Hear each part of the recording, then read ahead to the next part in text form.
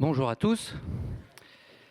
Alors en général, quand on commence un exposé comme celui-là, on commence à dire merci aux organisateurs. Et alors là, je ne vais pas leur dire merci du tout, parce que ça commence mal.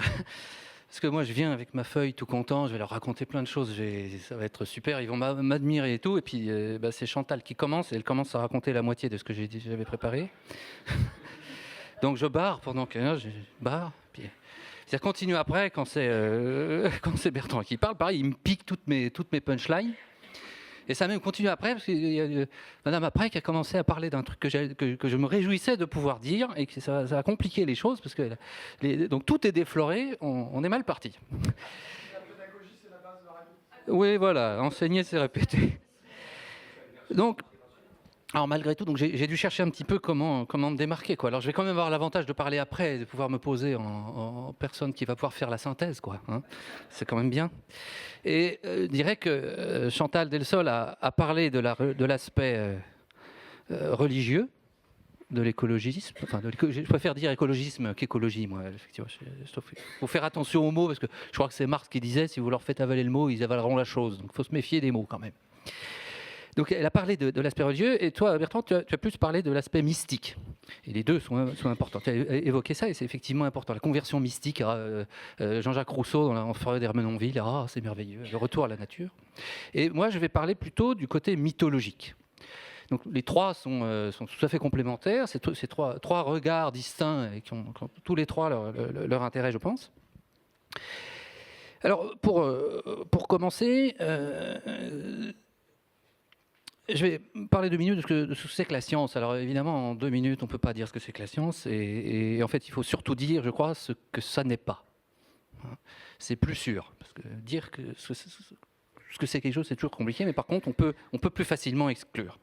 Et une vision extérieure de la science, un peu comme ce qu'a dit Chantal confusément, elle a commencé son exposé en disant attention, je ne suis pas scientifique, je ne comprends rien, je suis juste un simple citoyen. J'ai fait la modeste, mais effectivement, c'est souvent comme ça que beaucoup de gens prennent la science, comme une sorte de fascination craintive. On n'a pas trop le droit de parler dessus. Et c'est très répandu. Et moi, quand je dis que je suis mathématicien, les gens, ils veulent pas trop. Enfin, ils ont un peu peur. Et il y a une sorte d'admiration.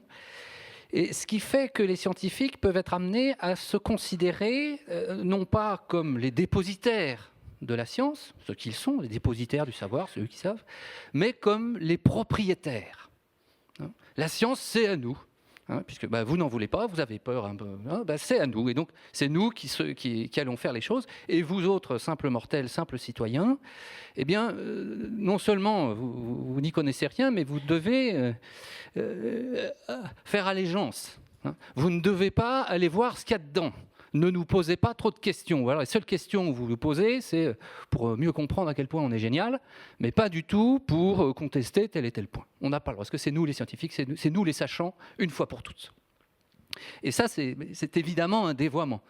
Alors, souvent, pour parler de ça, j'avais une vieille introduction que j'ai peut-être un peu trop faite, donc j'ai choisi de ne pas vous la faire, mais je peux rapidement, je la faisais... mais je ne la faisais pas comme ça. Je la faisais en commençant en disant, voilà, je vais vous raconter une histoire de réchauffement climatique planétaire qui allait tuer une planète entière à moins d'une union totale de tous les habitants de cette planète. C'est une histoire qu'on connaît aujourd'hui. En fait, c'est une histoire qui a commencé à la fin du 19e siècle et qui concernait la planète Mars, quand on a cru voir des canaux sur la planète Mars, l'histoire des canaux de Mars. Et donc la grande civilisation martienne qui avait construit des canaux à l'échelle globale pour sauver leur planète d'un dérèglement climatique. Donc c'est exactement le même schéma qui avait été proposé à l'époque, et qui avait été proposé par des gens compétents, par des vrais scientifiques. En France, le scientifique le plus connu qui en avait parlé, c'était un astronome qui s'appelle Camille Flammarion, dont un membre de la famille est le fondateur de la maison d'édition qui porte ce nom.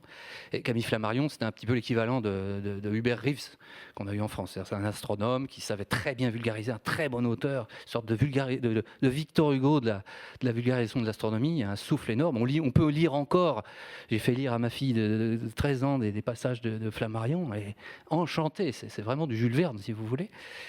Et donc, ce que ça veut dire, c'est que même des scientifiques compétents, raisonnables, sérieux, qui sont là, assez positivistes, on est fin du 19e siècle, peuvent se gourer complètement avec des histoires de martiens et en même temps fonder un mythe qui continue aujourd'hui, le mythe des extraterrestres. Tous les films de science-fiction que vous avez vus, en fait, ont été inventés, la matrice initiale a été inventée par des scientifiques tout à fait sérieux, pas des farfelus. Donc c'est important de voir ça parce qu'il ne faut pas croire que les scientifiques sont à l'abri de dire des bêtises, non seulement quand ils s'aventurent à nous dire ce qu'il faudrait faire ou pas, mais aussi dans leur propre discipline. Quand d'autre chose que simplement la science toute simple est à l'œuvre. Et c'est ça, Chantal le disait très bien, c'est la science, c'est le contraire de... Voilà, c'est pas rigolo, c'est pas fait, ça doit nous émerveiller, bien sûr, mais il y a un moment où l'émerveillement peut se gripper, peut finir par être contre-productif. Donc elle a dit, je sais pas, je crois qu'il faut que ce soit revêche, il faut que ce soit un peu ennuyeux, quoi. Bon, alors, c'est austère, bon, c'est peut-être un peu... on comprend l'idée qu'elle veut véhiculer par là, et elle a raison, il faut éviter, il faut faire attention d'éviter que d'autres choses que la science elle-même s'immiscent dedans, parce que c'est assez vite fait. Alors il y a toujours sur ces histoires de martiens qui peuvent servir assez bien de fil conducteur et d'exemple de ce qui peut se passer. Il y a quelques années, donc c'est pas un scientifique à proprement parler, c'était un romancier connu, qui est Michael Crichton. Jurassic Park, c'est lui notamment, mais bon, faut pas le réduire à ça, c'est quelqu'un de fin et d'intéressant, qui a fait une conférence qui est restée assez célèbre à Caltech, qui s'appelle, donc en anglais, Aliens Cause Global Warming. Donc les extraterrestres sont à l'origine du réchauffement climatique. Pourquoi il disait ça? L'argument qu'il donne, vous pouvez la trouver en ligne, elle est très intéressante cette conférence, elle n'a pas vieilli. Il disait, ce qui s'est passé, il s'est passé quelque chose dans les années 70. Il donne un épisode de l'histoire des sciences qui s'appelle l'équation de Drake. Vous n'avez peut-être pas entendu parler, ça a fait son tour de piste et ça a disparu, mais à l'époque, l'équation de Drake, ça a été quelque chose de vachement bien. C'était un scientifique américain, Drake, qui a proposé une équation, entre guillemets, une formule, on pourrait, pour calculer le nombre de civilisations extraterrestres dans l'univers. Alors on peut la trouver, c'est complètement idiot, ça ne veut rien dire, c'est complètement vide de contenu, mais c'est pas le premier scientifique à avoir ce genre d'idée un peu farfelue, un peu gaguesque rétrospectivement. Mais ce qui s'est passé d'étrange, c'est que au lieu que ses collègues et les gens autour disent c'est bien, bon, on va manger maintenant, hein, on va faire autre chose. Les gens disaient, tiens, ils sont mis à réfléchir, oui, alors peut-être, alors quels paramètres, etc. Je commence à jouer. Et l'équation de Drake a eu un gros succès médiatique, hein, alors que ça n'aurait pas dû. Et ce que dit Crichton, c'est un exemple du fait, et c'est pas le seul, mais c'est une illustration du fait que les scientifiques, à un moment donné, ont pu comprendre, d'une façon ou d'une autre, que ce qui comptait, ce n'est pas tellement de faire quelque chose de vrai, et qui marche bien, qui permet de comprendre le monde et qui est effectivement un peu revêche, mais que ça pouvait être très rigolo aussi de dire des choses qui n'étaient pas forcément très intéressantes, mais qui étaient dans un certain mouvement sociétal, quoi. C'est la grande époque des ovnis, hein, des soucoupes volantes, etc. Et donc c'est en ça qu'il dit les extraterrestres sont à l'origine du réchauffement climatique. C'est-à-dire que la formule de Drake, elle a montré qu'en disant un peu, des trucs qui plaisent au public, c'était possible de se faire mousser, même si derrière, scientifiquement parlant, c'était pas très rigoureux. Donc il y a l'aspect entertainment, si vous voulez. Hein. Et ça évoque donc le dernier livre de Judith Curry. Je ne sais plus. Il y avait une question tout à l'heure sur savoir des références contredisant, disons, l'opinion dominante sur un certain nombre de questions, notamment sur le climat. Il y a une référence qui vient de sortir, j'ai lu le livre la semaine dernière, c'est celui de Judith Curry, qui s'appelle « Le réchauffement climatique n'est plus ce qu'il était ». Et là aussi, vous aurez plein de notes de bas de page. Et elle dit, avec le climat, on est dans un moment feu de camp. C'est-à-dire, c'est le moment où on se met tous autour du feu de camp le soir, là, c'est le camp de scouts, et c'est à celui qui racontera l'histoire qui arrive à faire le plus peur. Et avec le climat, c'est ça, c'est l'histoire qui fait le plus peur qui va marcher. Et effectivement, elle citait Hans Jonas, c'est ça, voilà, maintenant, trouvez-nous des choses qui nous font peur, ça marche bien. Et puis, toujours pour prendre le fil des extraterrestres, on pourrait en prendre un autre, c'est tout à fait arbitraire évidemment. C'est pas...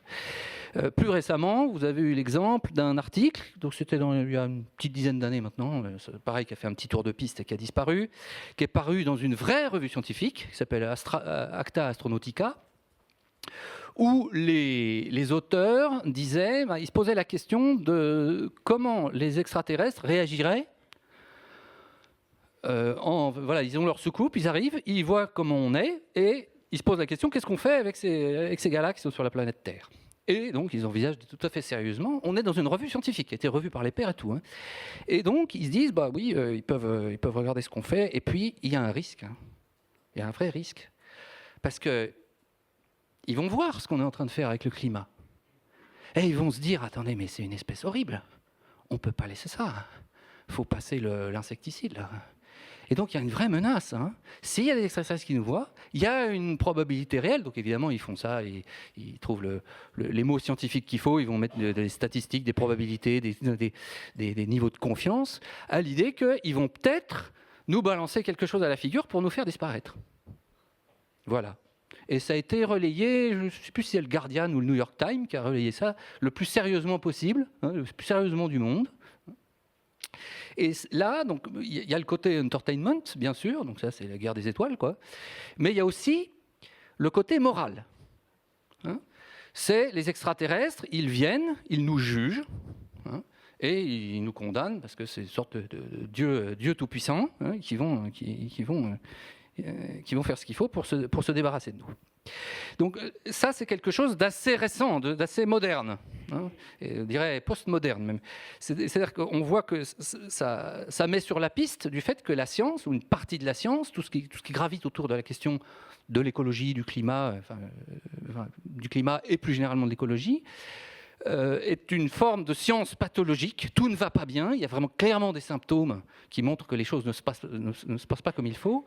Mais c'est une science pathologique post-moderne et pas une science pathologique moderne comme on pouvait la voir. Ce n'est pas la première fois qu'on remarque que la science peut dériver. Et si j'emploie le terme de science pathologique, parce que c'est en référence à une autre fameuse conférence de 1953 de Irving Langmuir, qui avait étudié un certain nombre d'exemples d'errements scientifiques en tout genre, les rayons N, les rayons d'Allison, où il développait, il remarquait un certain nombre de points généraux de ce que c'est que la science pathologique, qu'on retrouve aujourd'hui, par exemple des théories scientifiques pathologiques dans lesquelles vous avez un tout petit effet qui est censé causer une toute petite cause qui est censée pouvoir presque magiquement causer un effet énorme. Il écrit ça en 1953. Évidemment, c'est dur de ne pas penser au CO2 qui constitue 0,03% et désormais 0,04% de notre atmosphère, qui, à lui tout seul, est une sorte de thermostat pour la planète entière. On a un peu ça. Bon, l'analogie est un peu facile, mais donc il a quelques éléments comme ça, mais il lui manque. Je pense qu'on est encore en 1953, et le monde a changé depuis. On est entré dans quelque chose d'un petit peu différent. Il n'y a pas encore, il n'y avait peut-être pas encore autant que maintenant, la dimension entertainment et la dimension morale. Et pour décrire ce qui peut se passer dans la science quand vous avez ce genre d'aspect extérieur à la science qui se met dedans, eh bien, il y a un autre auteur qui est Henry Bauer, qui a écrit un article dans les années 2000 où il développe la notion de cartel de recherche, qui est une notion tout à fait pertinente, je pense, pour revenir sur cette histoire de consensus autour du climat. Un cartel de recherche, alors lui, il ne s'intéressait pas tellement au climat, il a une ligne sur le climat dans son truc, et il cite d'ailleurs Michael Crichton, mais son problème central, c'est surtout l'industrie pharmaceutique. Parce qu'il dit, pour certains sujets scientifiques, sujets scientifiques ont deux caractéristiques majeures. Ils sont d'une extrême spécialisation. C'est-à-dire qu'il n'y a pas grand monde qui connaît la façon dont on peut regarder les cernes des arbres pour en déduire la température qu'ils pouvaient faire en l'an 1000. C'est extrêmement pointu. Donc il y a peu de dépositaires de ce savoir-là. Et l'impact social de cette toute petite partie de la science est énorme. Donc effectivement, l'industrie pharmaceutique, c'est pareil. Avant de faire des médicaments, il faut beaucoup de moyens, il faut des équipes. Il n'y a pas beaucoup. Enfin, le citoyen normal est assez démuni. Et vous imaginez, on n'a pas besoin de dire, l'impact social. Le climat, c'est un petit peu pareil. Et donc, dans ce cas-là, peut se produire la constitution d'un cartel de recherche, c'est-à-dire d'un ensemble de scientifiques compétents, tout ce que vous voulez, et pas du tout malhonnêtes, mais qui vont se sentir constitués à fonder un cartel. C'est vrai, ils sont propriétaires du savoir, ils ne le lâcheront pas, ils décideront qui peut entrer, qui ne peut pas entrer, qui doit être ostracisé, qui ne doit pas, parce qu'il y a un enjeu colossal qu'on ne doit pas partager. Et quand ça se produit, eh bien, la question de la vérité n'a pas d'importance. Le cartel de recherche peut parfaitement avoir raison, comme il peut avoir tort. Ce n'est pas ça qui va expliquer son succès. C'est complètement autre chose. Alors, il a été question tout à l'heure, la science, ce n'est pas pour dire la vérité. Moi, je pense quand même que c'est un peu le but, que la science essaye de distinguer le vrai du faux. C'est son travail. En revanche, il y a un autre but qu'elle ne doit pas avoir, c'est de dire où est le bien et où est le mal. Ça, ce n'est pas son boulot.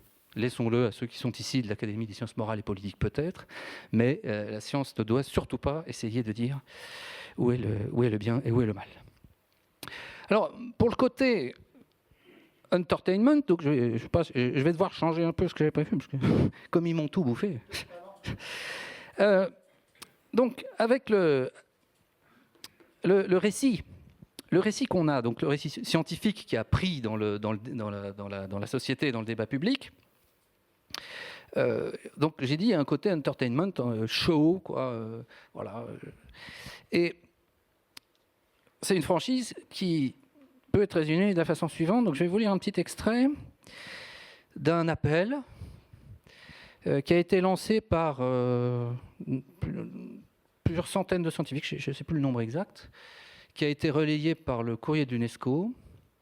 Et le secrétaire général des Nations Unies a dit que c'était très important et que c'était un appel au sursaut qu'il fallait vraiment absolument entendre. Et cet appel dit ceci: « Jamais les hommes n'ont affronté jusqu'ici un péril dont la gravité et l'ampleur relèvent de la conjugaison de plusieurs phénomènes.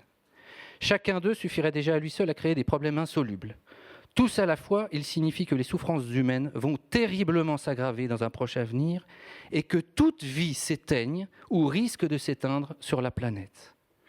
Nous, biologistes et écologistes, sommes convaincus que ces problèmes existent, qu'ils sont planétaires et interdépendants, et qu'ils peuvent être résolus si, écartant nos mesquins et égoïstes intérêts, nous visons à satisfaire les besoins de tous les hommes. Détérioration de l'environnement, la qualité du milieu où nous vivons se dégrade à un rythme sans précédent. Diminution des ressources naturelles, notre Terre n'est pas sans limite, et ses ressources, pour une part, s'épuisent. Néanmoins, la société industrielle gaspille ses ressources non renouvelables. Le déboisement, les barrages, la monoculture, l'utilisation incontrôlée des pesticides et des foliants, l'exploitation minière à ciel ouvert et autres pratiques d'exploitation imprudentes, voire stériles, ont contribué à créer un déséquilibre écologique dont les effets catastrophiques se sont manifestés, etc. 1971. J'étais pas né. J'étais pas né et c'était déjà exactement le même discours qu'aujourd'hui. Il y a juste deux petites différences que je vois avec les mêmes appels, vous avez les mêmes tous les ans dans Le Monde, un peu partout, dans le Guardian. Les deux petites différences qu'on voit avec le discours d'aujourd'hui, c'est d'abord qu'il y a un style un peu ancien. On voit la langue qui évolue. C'est une belle langue. C'est déjà plus tout à fait le français qu'on utilise et qu'on écrit. Et puis, il manque évidemment le climat. C'était pas encore ça. À l'époque, le climat, on a plutôt peur du refroidissement climatique. C'est plutôt ça le truc. Pas forcément. On n'en a pas peur à la même échelle qu'on a peur du réchauffement aujourd'hui, mais quand même, s'il faut parler de climat à l'époque, c'est plutôt du refroidissement. Donc, ce n'est pas quelque chose de neuf. Et si je dis ça, je vais rebondir sur Bertrand qui m'a déjà spoilé, c'est qu'on a, dans cette affaire-là, en fait, c'est un seul récit. Voilà, je ne vais pas tout à fait le dire comme toi, comme ça me permettra de dire que je suis meilleur. C'est le même récit à chaque fois. Je pense qu'on doit plutôt le comparer à une franchise. Vous savez, une franchise Mission Impossible. C'est marrant, moi j'adore ça. J'attends avec impatience le prochain. Allez, je vais aller le voir avec ma fille. Bon. Pourquoi ? Parce que c'est chaque fois le même truc. C'est Tom Cruise qui a un gros problème, il faut qu'il sauve le monde. Et comme il est musclé, super fort, il a son équipe, il y va. Et c'est toujours la même chose, le même scénario. Alors, une fois, c'est à Abu Dhabi, l'autre fois, c'est à Moscou, le troisième, c'est à Pékin, peu importe. Mais on va voir la même chose. C'est pas une série. Une série, enfin, surtout les séries d'aujourd'hui, elles avancent un peu. On a besoin de voir l'épisode pour voir le suivant, etc. Une construction dans un certain ordre. Mais les franchises, genre Mission Impossible, il n'y a pas besoin d'avoir vu de tel épisode pour voir le suivant, c'est pas vraiment nécessaire. Et surtout, c'est la même chose. C'est bis repetita, placent, comme dit les choses répétées plaisent. C'est vraiment ça. Et donc, c'est la même chose ici. On a ce substrat initial qui est le monde devient étroit parce que nous le peuplons trop.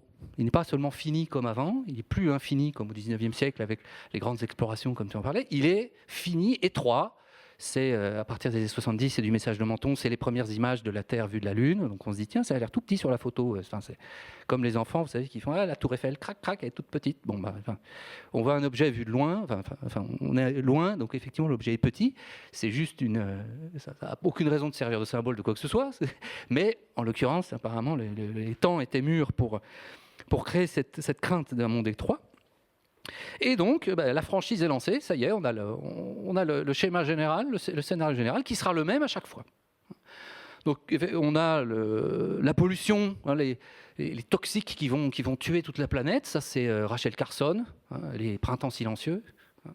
Donc, pourquoi c'est très poétique d'ailleurs. Les printemps silencieux, c'est l'idée que, et ça commence par dans un village quelconque de l'Amérique qui pourrait être n'importe lequel, on n'entend plus les oiseaux chanter parce qu'ils sont tous morts à cause du DDT. Voilà. Et ce qui se passe à cette petite échelle, en fait, c'est mondial. Donc, il y a une assimilation du local au global qui se fait à ce moment-là. Et donc, on va tous mourir à cause de ça. Ensuite, je répète des choses qui ont été dites tout à l'heure, ça a été la surpopulation.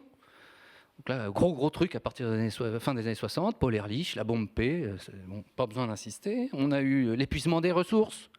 Il n'y aura plus de pétrole bientôt. Ça, c'est au moment de c'est le rapport au Club de Rome, le rapport Meadows, qui a la chance d'arriver juste avant le premier choc pétrolier. Il faut bien avoir un peu de chance dans la vie, bravo à eux. On a eu les pluies acides, on a eu la couche d'ozone. À chaque fois, c'est la même chose. On occupe trop de place sur la Terre, on n'a plus de place, on va finir par étouffer. Et maintenant, effectivement, on a le climat, et il y a déjà beaucoup de choses très bien qui ont été dites sur le climat, je les partage. Et alors celui-là, je pense que c'est le meilleur épisode. Là, il est super bien celui-là. Il est arrivé à faire la synthèse de tout le monde. De façon parfois assez amusante.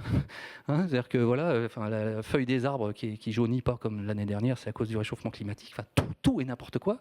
Il y a eu John Brignell, qui était un Britannique, qui avait fait il y a quelques années sur Internet la liste de toutes les choses causées par le réchauffement climatique.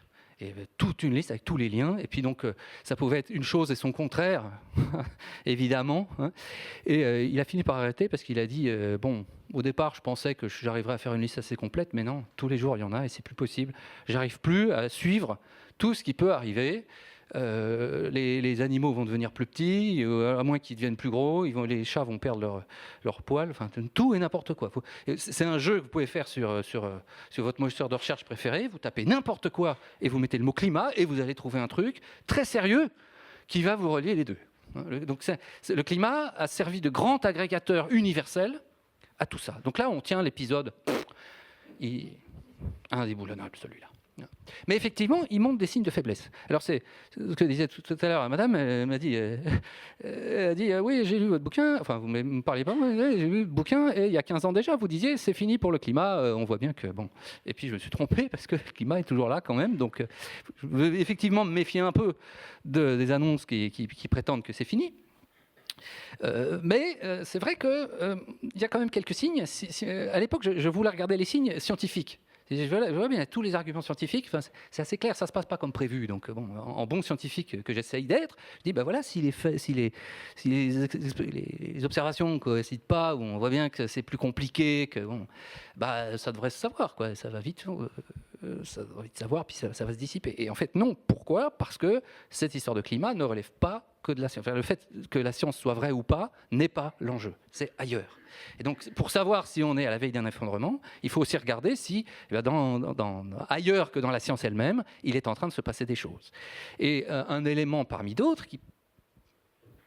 Je ne veux pas prévenir l'avenir, je n'ai pas de boule de cristal, mais un élément parmi d'autres, c'est qu'en septembre 2023, au début de je ne sais quelle grand-messe climatique onusienne, le secrétaire général des Nations Unies, donc Antonio Guterres, a dit « l'effondrement climatique a commencé ». Et ça, je pense que c'est un peu le début de la fin, parce que effectivement, comme tu le disais, quand vous annoncez la fin du monde pour demain, au bout d'un moment, s'il n'y a pas un renouvellement de la cause de la fin du monde, le récit commence à plus coller. Et comme le climat ne veut pas quitter la scène, effectivement, il y a la biodiversité qui essaye. Hein. Ils ont créé leur propre GIEC, ils ont leur propre COP, donc ils ont bien vu que ça... Enfin, l'histoire elle-même a bien vu que ça marchait, donc il fallait se structurer comme ça. Mais le climat ne veut pas lâcher la scène, et comme la fin du monde, elle n'a pas l'air de venir comme il faudrait, on est obligé de franchir une nouvelle étape, une sorte de fuite en avant. Ça y est, c'est commencé. Vous ne le voyez pas, mais si, en fait, l'apocalypse, ce n'est pas devant nous, on est dedans. Hein. Donc, ça va être un discours qui va peut-être être un peu difficile à tenir. Et donc pourquoi... Alors j'ai jusqu'à quelle heure avant que... Jusqu'à 30, mais il n'y aura pas trop de questions si tu veux. D'accord, alors je vais aller vite parce que quand même je voulais parler des mythes. Pourquoi ça marche ? Pourquoi le climat marche-t-il autant et plus généralement la franchise ? Eh bien une partie de l'explication, c'est que c'est un discours purement mythique qui s'inspire de mythes et de façon parfois explicite. Il y a par exemple le mythe de David et Goliath. Vous êtes le pauvre écologiste qui va se battre contre les grosses multinationales. Hein, et donc, parce que vous êtes petit et que les autres sont gros, c'est forcément vous qui allez gagner. Il y a d'autres exemples. Rapidement, il y a l'apprenti sorcier. Nous sommes des apprentis sorciers, les apprentis sorciers du climat. Alors ça, c'est très intéressant d'ailleurs de retracer l'histoire de l'apprenti sorcier, l'histoire elle-même. Hein, elle vient, donc on connaît tous le film de Walt Disney, qui vient lui-même du morceau de Paul Dukas, qui avait été fait au fin du XIXe siècle, qui lui-même s'inspirait de Goethe, qui lui-même s'inspirait de Lucien de Samosate dans l'Antiquité. Et donc, quand on revient à Lucien de Samosate, le tout premier texte qui raconte l'apprenti sorcier, c'est le contraire exact de la représentation qu'on a. Pour nous, l'apprenti sorcier, c'est une sorte de leçon d'humilité. Pour lui, c'est le contraire absolu. Il dit, mais il y a des gens qui croient n'importe quoi, et il faut vraiment... Enfin, tenez-vous un peu, quoi, tous. Lisez-le, vous verrez. Ça a été complètement dévoyé, et je pense que le coupable, c'est Goethe, mais je ne suis pas allé voir assez, donc peut-être qu'il n'en est qu'un troisième. Autre mythe, évidemment, le paradis climatique originel. Donc ça c'était bien. C'est l'époque où il y avait un règlement climatique. Ça c'est simple. Hein. Alors, pour voir le caractère mythologique de ça, il faut se poser la question de la date. Hein. C'était quand le monde merveilleux, hein, quand vous dites c'était mieux avant, mais quelle date? Ça, c'est une question qu'on ne pose jamais. C'était à quelle date que c'était bien? Il n'y a pas de date. Pourquoi? Parce que cette croyance en un paradis climatique originel, c'est une croyance mythique. Et que le mythe, il raconte l'origine du monde, typiquement, mais dans un temps qui n'est pas le temps physique. Ça, c'est Paul Venn qui remarque ça dans un livre assez célèbre. Les Grecs ont-ils cru en leur mythe? Il dit, les Grecs ne se sont jamais posé la question de savoir si, quand le partage du monde entre Zeus, Poséidon et Hadès s'est fait, à quelle date? Ce n'était pas une question, nulle part. Est-ce que Zeus a couché avec tel avant tel? Quand est-ce qu'il a trompé Héra? Est-ce qu'il avait déjà... Ce type de question chronologique n'existe absolument pas. Preuve qu'on est dans un temps purement mythique, un temps hors du temps, une autre ligne de temps. On a aussi donc, des caractères mythologiques et puis qui peut aussi relever de certaines choses que Umberto Eco a appelé l'urfascisme, c'est-à-dire que l'action pour l'action. Il faut agir, on ne sait pas pourquoi, on ne sait pas comment, est-ce que ça va marcher? Peu importe. Il faut faire quelque chose. Mais l'efficacité de l'action, ça a déjà été dit, a aucune espèce d'importance. Il y a quelque chose de très frappant que vous pouvez aller voir sur YouTube. J'ai mis en référence dans mon livre, vous pourrez aller voir, ou je vous donnerai le lien si vous voulez. C'est une audition qu'il y a eu au Sénat américain il y a quelques mois, c'était en 2023, où vous avez le vieux sénateur qui s'appelle John Kennedy, mais il n'a rien à voir ni avec le Kennedy historique, ni avec celui d'aujourd'hui, qui interroge deux grands experts du climat, enfin ils sont au climat et finance, et il a dit, mais alors bon, donc combien ça va coûter de décarboner l'économie américaine en 2050 ? Je sais pas. Le gars, auditionné au Sénat américain, on est au sommet, en principe, de la compétence. Le gars dit, je ne sais pas.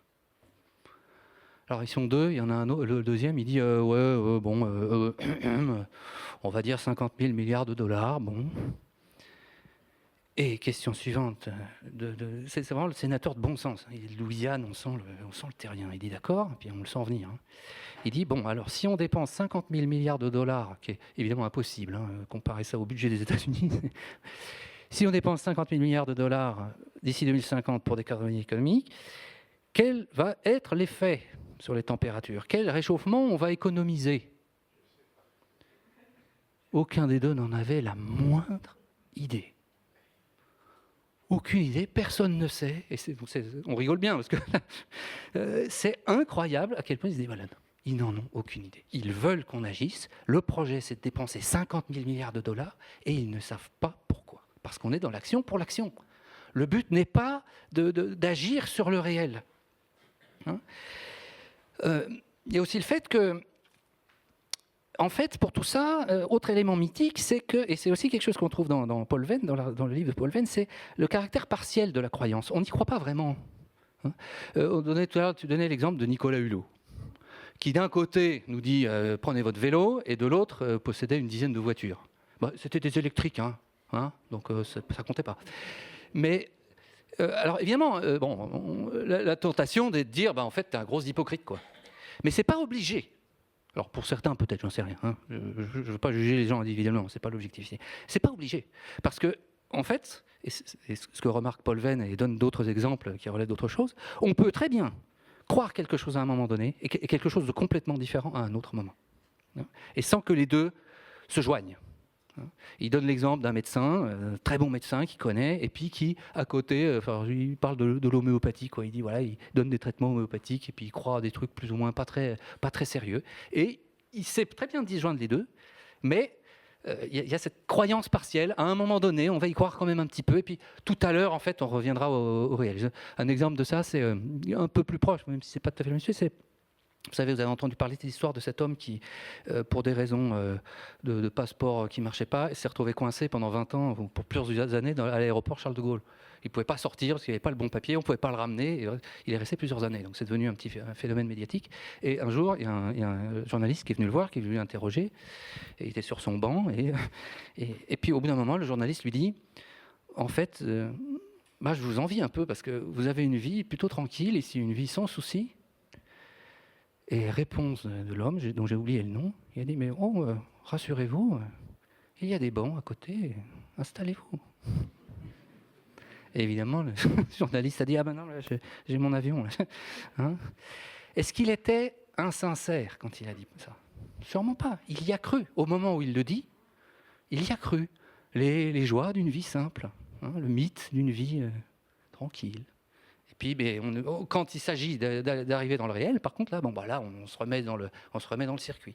Donc, il y a un élément profondément mythologique. C'est pas forcément des hypocrites, je pense pas. Évidemment, il y a aussi le fait que la contradiction n'a aucune espèce d'effet sur la croyance. On a mentionné tout à l'heure, je crois que c'est Jean de Carvazoué qui a mentionné ça. On veut réduire le CO2, mais on ne veut pas mettre de nucléaire, alors que c'est une solution assez naturelle, assez simple, assez logique. Ça ne devrait même pas faire débat, quoi, pour des gens un peu raisonnables. Et pourtant, ce sont les gens raisonnables qui nous ont fermé Fessenheim, tout en nous disant qu'il fallait réduire les émissions de CO2.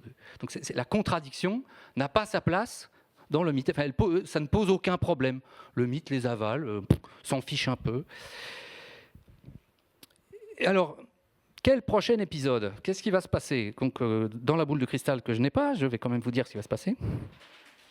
Effectivement, je pense aussi, je suis assez d'accord que là, on arrive, tout est perdu, fort le climat.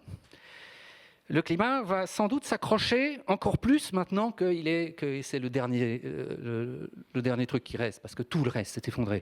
La surpopulation, on a bien compris que ce n'était pas un problème, et en fait que le problème qui nous pend au nez, c'est le problème inverse. Le nucléaire vient de se retourner aussi, on commence cette fois à dire non, on va relancer le nucléaire. L'épuisement des ressources, plus personne n'y croit non plus. Et d'ailleurs, c'était aussi une contradiction qui dérangeait personne. C'est à la fois l'épuisement des ressources, mais on va les consommer et en les consommant, on va réchauffer la planète. Et cette contradiction-là, donc tout est en train de s'effondrer. Avec les derniers événements qu'on a vus, on voit bien que c'est en train de s'effondrer. Donc l'élection de Donald Trump, mais aussi en Allemagne, peut-être ce qui va se passer, ce qui a déjà commencé à se passer avec les véhicules électriques qui sont en train de s'effondrer partout en Europe, tout un tas de choses qui nous ramènent un peu au réel. Et donc, ce qui va se passer, ce qui peut se passer, une piste possible de ce qui peut se passer, c'est un effondrement qui transitionne effectivement vers la biodiversité, vers autre chose, qui arrangera tout le monde. Ce sera sans doute un effondrement interne. Ça, c'est ce que m'a dit une fois Václav Klaus, qui est l'ancien président de République tchèque. C'est pas Václav Havel, c'est Václav Klaus, c'est suivant. C'est celui qui a fait pacifiquement la séparation entre la Tchéquie et la Slovaquie, pour donner un élément de CV. Et à l'époque, je discutais, il m'a dit, vous savez, en Tchécoslovaquie dans les années 60, il est économiste. Donc il était dans les cercles économiques de Tchécoslovaquie.